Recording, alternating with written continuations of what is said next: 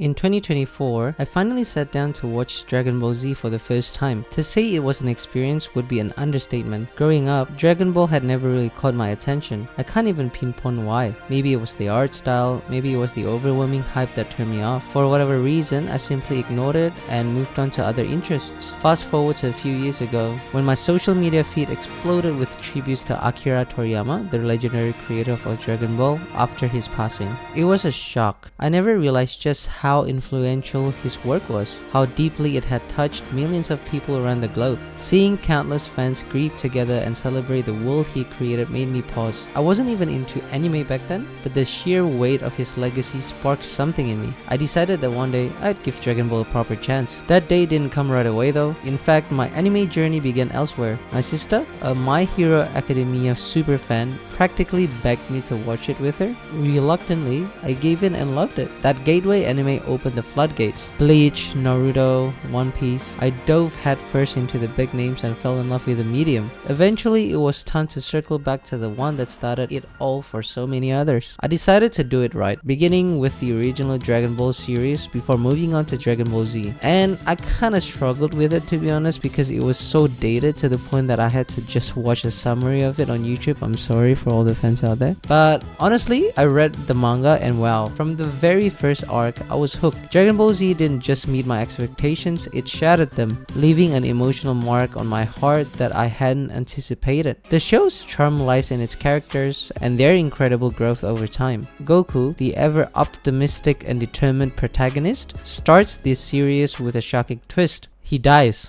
I'm like, what the heck? How did they do this legend of a guy a disservice? But this bold narrative choice immediately set the tone for the show. I thought to myself, wow, Dragon Ball Z was unafraid to take risks. And the show literally just got better after that. And here are some of my favorite moments. Gohan's transformation from a timid crybaby to a mature hero who surpasses Piccolo is one of the most remarkable character arcs in Dragon Ball Z. Early in the series, I genuinely disliked Gohan. He came across as spoiled, annoying, and often a hindrance to the other characters. A particularly frustrating moment was when he had the chance to stop Nappa, but froze out of fear. I was like, brother, come on man. While I understand the writers likely designed his character this way to highlight his growth, it was still very hard to watch. However, by the Cell Saga, Gohan completely redeemed himself and became one of my favorite characters. His incredible strength and determination to overcome his limits were truly inspiring, honestly. The iconic scene where Goku supports Gohan's one-handed Kamehameha is one of the most powerful moments in the anime, perfectly showcasing how far he had come. Vegeta's character arc,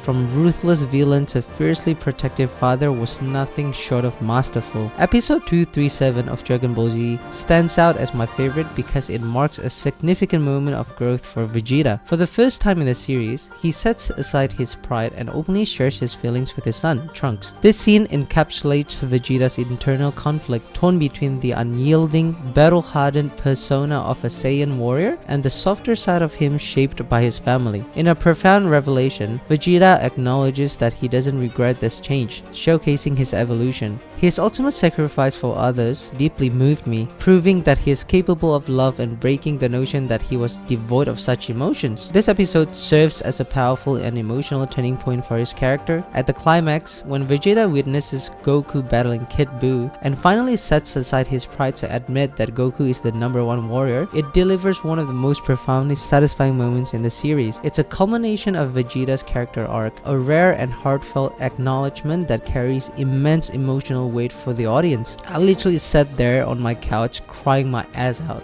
And Majin Buu, who begins as a terrifying chaotic force of destruction, transforms into one of the most endearing and likable characters by the end. Every character, no matter how small their role, felt significant and memorable, especially Mr. Satan, if you know what I'm saying.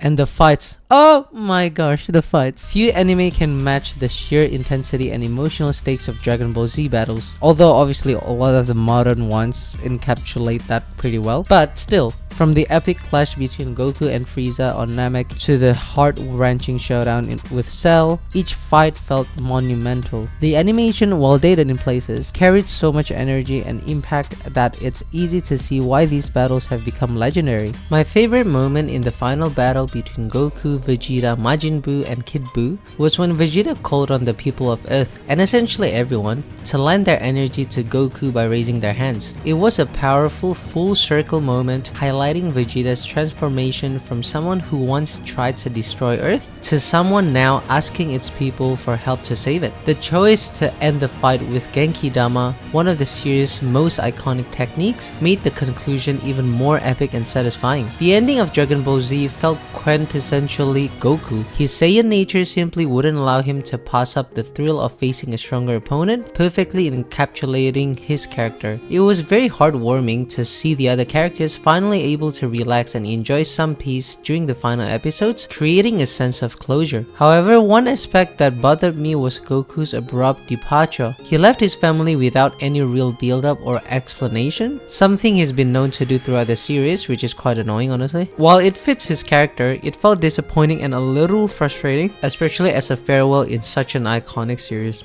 Although the fights were probably one of the reasons why the show was so famous, but still, the pacing could be downright excruciating at times, with battles and power-ups dragging on for what felt like an eternity. I felt like I could meet Keo-sama and come back, you know what I'm saying? And while I appreciated the filler episodes for adding character depth, some arcs felt unnecessary and broke the momentum. Although I actually liked some of the fillers because it was very fun to watch and it was like a break between the intense battles. That's why I would say that even with these drawbacks, it couldn't overshadow the show's brilliance. If anything, they're part of its charm, a reminder of the era in which it was created. Now that I've experienced Dragon Ball Z firsthand, I understand why it's held in such high regard, and there are so many games that were made because of it. It's not just an anime, it's a cultural phenomenon, a story that has shaped generations and continues to inspire. I haven't even gotten to like Super and GT and all the movies, so I'm very excited for that. And I can't help but wish I'd watch it sooner, but I'm also glad that I came to it with fresh eyes and an open heart. So here's to Akira Toriyama and the world he built. Dragon Ball Z deserves every bit of recognition and praise it receives. It's a testament to the power of storytelling and the enduring impact of characters who, despite their superhuman abilities, feel so profoundly human, and for that I am grateful. So yeah, thank you for watching the video. If you like this kind of content, don't forget to like, share, and subscribe to my channel. It would definitely support it because I don't really have a lot of subscribers, so you know what I'm saying? If you want me to watch any other animes and review it on this channel, please do leave a comment down below, and I'll see you in the next video.